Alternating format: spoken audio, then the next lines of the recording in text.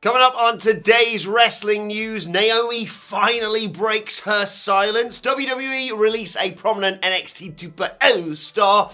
The latest on the row between Chris Jericho and MVP, and which Hall of Famer is currently offended by the WWE product. I'm Adam Wilborn. I'm Michael Hamflett. And this is the news. So Naomi has finally broken her silence on social media following, what was the date? The May 16th edition of Monday Night Raw, where, of course, her and Sasha Banks went, bollocks to this, we're off, handed their tag titles over to John Laurinaitis, and left. Well, over the weekend, Naomi tweeted a brief 30-second video on Instagram from fitness trainer McDonald Jean-Louis, listing 5 things you need to hear today. It was all very positive, all very Simon Miller approved. Amongst some of the messages, though, were lines such as, you can look at it as rejection or you can look at it as redirection, and you might have to let others down to make yourself happy. Now, unsurprisingly, there was no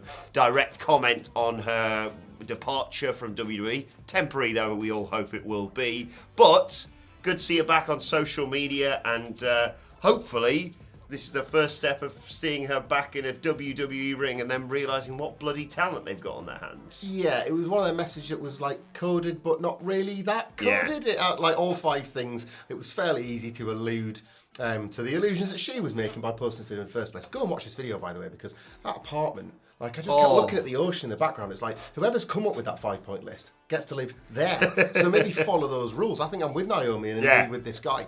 Yeah, this was all the kind of stuff that you would expect from somebody wanting to keep the story, like, not vague, but wanted to kind of keep the news out there without going into details on what the relationship is between her and indeed Sasha Banks and WWE at the moment. I echo that sentiment entirely. I think most people do. Most people would like to see her back, if not in WWE, somewhere else, playing her trade, of which she is excellent at.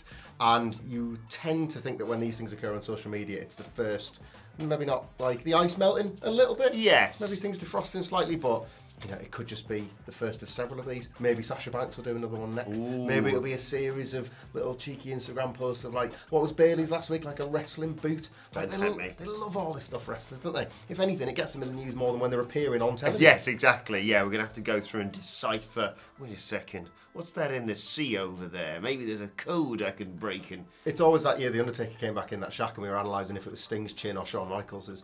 You know, like, it all comes back whose chin's to that in the window? Is that Sasha Banks? Take it, it's definitely Taker. It's 100% Taker. Undertaker. What if it's Stick? No, it's Taker. It's the Undertaker. It's definitely the Undertaker. Undertaker and Naomi coming back together. Is he replacing Sasha Banks in the team? I'm trying to work out what their team would be. The Graveyard Glow? Brilliant. We've done it. There we go. Completed that. Thanks very much. That's anyway, a freebie. Let's move on to NXT 2.0 because there was a departure over the weekend. Dave Meltzer reporting that NXT star Troy Donovan has been released from WWE. This was apparently not due to budget issues, but, quote, due to a policy issue. Meltzer wrote, Troy Donovan of the D'Angelo family was let go yesterday. That was June 11th. This wasn't a budget or creative decision, but a policy issue, and he was told he may be brought back in a year. Now, of course, that is one half of the goons, let's say, of Tony D'Angelo, the other one being Channing Stacks Lorenzo, although we've just had Legado del Fantasma brought in as well, of course.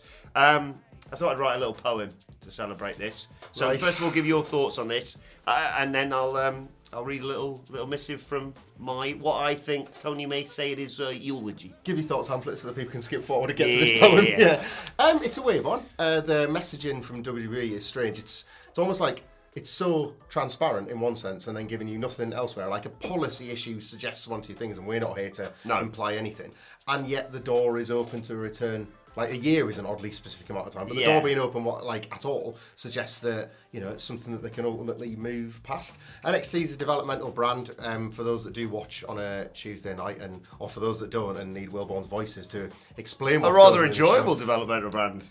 Characters drop in and out of this show all the time. They do all sorts of cartoonish stuff. So if the door's open for 2 times, he could come back as something completely different and we'll never hear from the character again.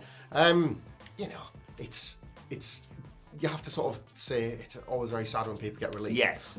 But if things can work out again in the future and both sides have been able to come to a compromise, it's like not one of the more scandalous ones, is it? No, exactly. I saw Samuel Shaw was working over the weekend. I think it was the NWA show he popped up on or something. Well, he drew that picture of John Moxley, didn't he? You seen it? Yeah, no. Unbelievable. Oh my God. So I thought I'd just say at the departure of Two Dimes, what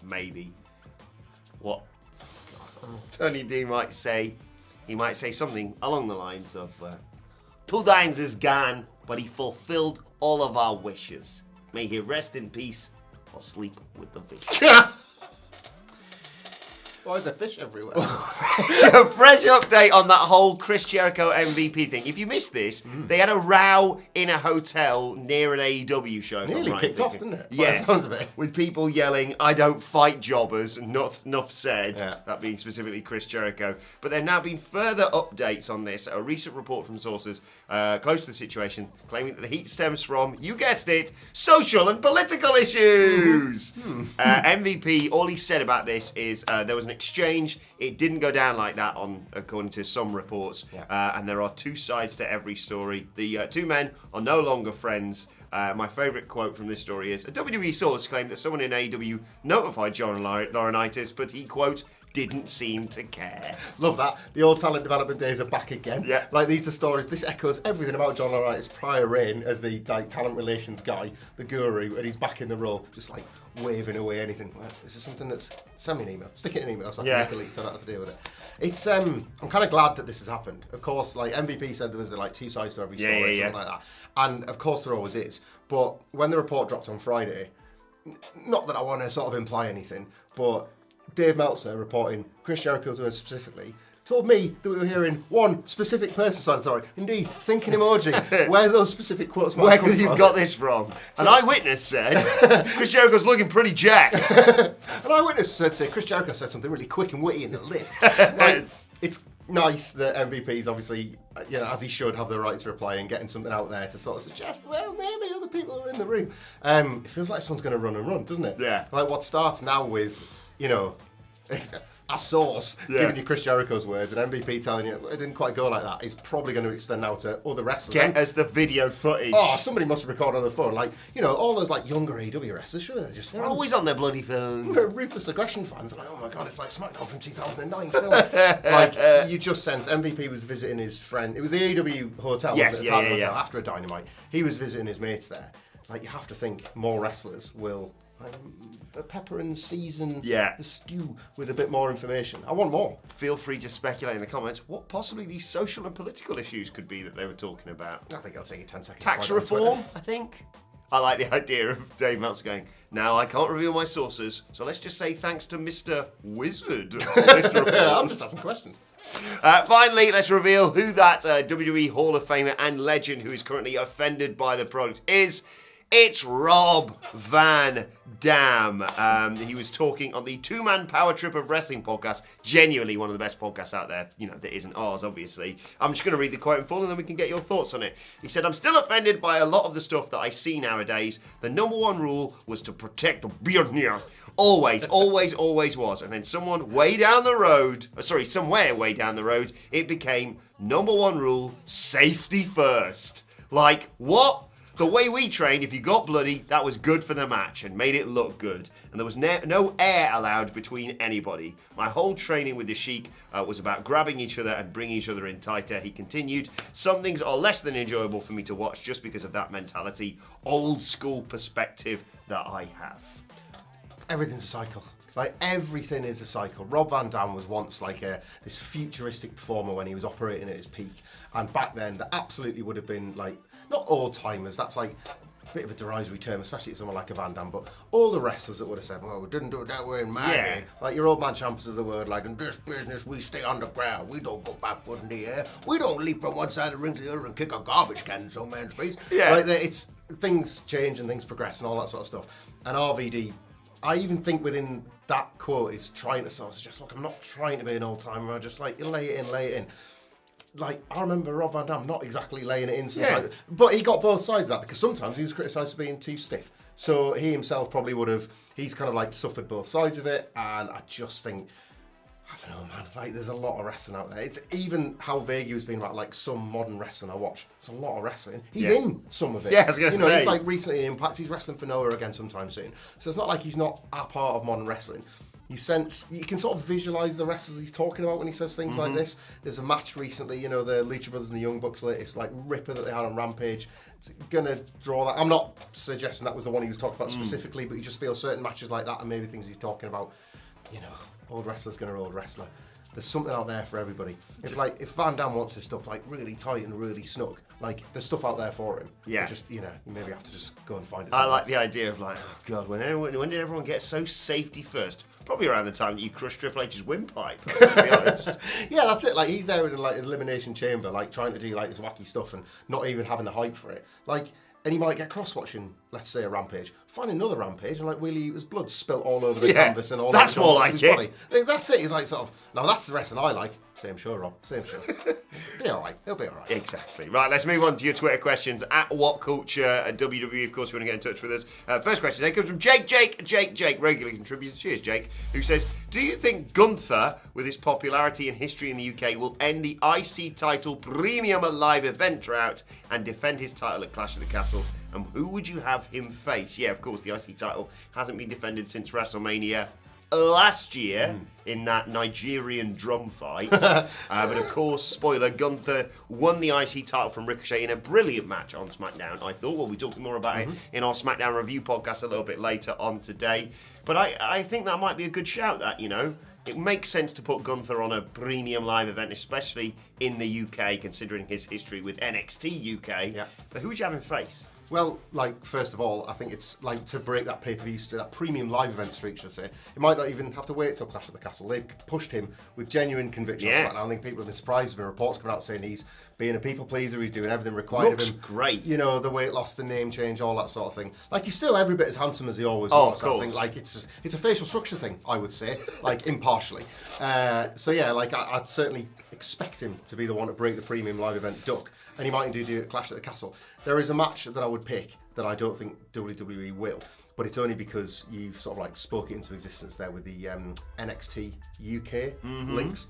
I think you could do the former Ben Carter, currently plying his trade as a name that I've now Nathan already Fraser. forgotten. There's Nathan Fraser on NXT 2.0. Nathan Fraser and Gunther, that I'm aware never interacted Probably on 2.0. not, no. Sorry, on NXT UK. Like, fact check that by all means, because I don't think that show actually ever existed. Maybe like one of the last matches, actually, off the top of my head. But even so. Very possibly. You got like Nathan Fraser, Ilya Dragunov, and Tyler Bate. Yes, there's a SmackDown roster with which to pick from, but it's a rubbish roster. And they're probably going to do a bunch of multi-man matches anyway. It's we've talked about this before. It's a Super Showdown in Australia, Saudi Arabia Supercard type event, Clash at the Castle. There's going to be a lot of matches, a lot of people, a lot of bodies just getting thrown at this card. Like, if Gunther's in a match that's supposed to resonate with much of this audience, give him something that people remember and like celebrate and have luxuriated in. Yeah, and you've got a bit of time. You can have him maybe even run through some previous IC champions and have him have Ludwig Kaiser be like, "Is there no one else?" Yeah. And then all the boys from NXT UK show up and be like, "Yeah, we'll have a bit of this." And a bunch of people are like, "Who are they?" It's a fresh start for them all, isn't it? Tyler Bate. Oh, I'd love to see him on. Oh man. There's very emotional separation occurring between Mustache Mountain at the moment, Tyler Bate and Trent Seven. Oh. So like they may have parted ways forever.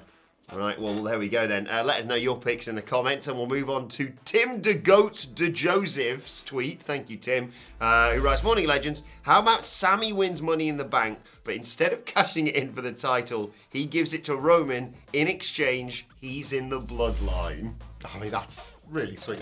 What's your thoughts on that? The lifer of the Sami Zayn to win Money in the Bank in multiple iterations of his gimmick. Yeah. You seem to make it make sense Every year he's spun out back from Money in the Bank. Would you take that? No. I think it's a really nice idea, but I much prefer the prospect of Sami Zayn backdooring his way into winning Money in the Bank, right? Not saying it has to be like Otis when it sort of fell into his hands, but maybe circumstances like Drew maybe getting close to getting it, and the Usos go, letting this happen, or something along those lines. Just Sammy having it would be great. I think if you eventually split the titles, which I think you're going to do, it would make me a lot more confident that they might actually put a world title on Sami Zayn, because he's been doing lots of. He was talking about it recently. He's doing his sort of storyline, creative stuff rather than in-ring stuff. but he's still mint.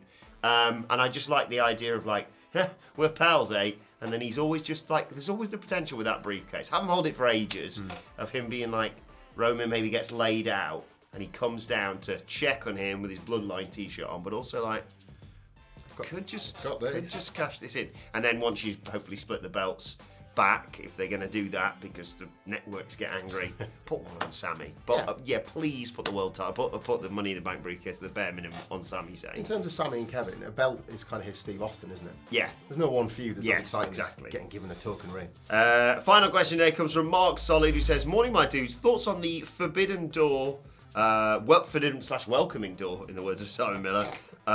Could that open AEW producers an all-women's pay-per-view? Could even do a multi-champion main event where all the top champs fight for bragging rights. Women's wrestling in AEW, Hamlet." Rule nothing out. I think that feels a long, long way off, and it feels extremely optimistic. Look, it feels optimistic that WWE would even do another all-women's pay-per-view in Evolution 2, and their roster of women, in terms of quantity, is good to go. Yeah. They could do it. They could obviously bring some of the legends back, all that sort of thing. If you can run a Royal Rumble every year, which they do, you can absolutely run another pay-per-view, and they haven't done it for whatever reason that might be. AEW hasn't yet shown that kind of the focus and the commitment we would like to women's wrestling, nor does it particularly have the stacked roster, I think, to do it. They literally have a time slot in their schedule for it. Yeah, it's not pleasant. And I think the implication there would be that this would probably involve Stardom and Impact. Impact's women's division has been celebrated over the years. Stardom is many people's favourite promotion out there, full stop. So, of course, you could, and I think you should, and it would be nice for everybody to see it, but I wouldn't hold your breath. No. And it gives me no joy to say that. No, but we would like to see it. Oh, God, yeah, absolutely. Evolution was so good, of course. So whoever does it, please get on with it. Anyway, let's move on to today's and finally, and just something nice. Just something nice from the weekend. Damian Priest was at the National Puerto Rican Day Parade as an ambassador over the weekend. I saw him waving flags and taking photos and smiling and kissing babies and all that. And, it's very different from the character we often see on Monday nights being all bloody grumpy. You people, you sheeple. But he looks like he's having a great time, and I'm very happy for him. Good for him. That's nice. I mean, he's got some hard yards to trudge through and roll in, hasn't he? It's just nice to see him having a nice time. Yeah, one of the young guns, of course, on Monday Night Raw. Couldn't get through it, could we? Good. Just a nice thing this week. He's getting on, though, isn't he? Congratulations, Damian Priest. A lovely thing, and he seems to be very, very proud of it, as he should be. Right, but let us know your thoughts on that and all today's news stories in the comment section below. Don't forget to like, share, and subscribe. And subscribe to WhatCulture Wrestling on either iTunes, Spotify, wherever you get your podcasts from, for daily wrestling podcasts. Myself and Handful are sitting down to review SmackDown. Me and Sid are going to be reviewing Rampage, and we're all going to be looking ahead to Monday Night Raw a little bit later on today. Plus, you can let us know your thoughts and Twitter questions on Twitter at WhatCultureWWE. Watch there, follow both of us. You can follow Michael Hamflett at Michael Hamflett. You can follow me at Anna Wilborn. Follow us all at WhatCultureWWE, as I said. But for now, my thanks to Michael Hamflett. Thank you for joining us, and we will see you soon.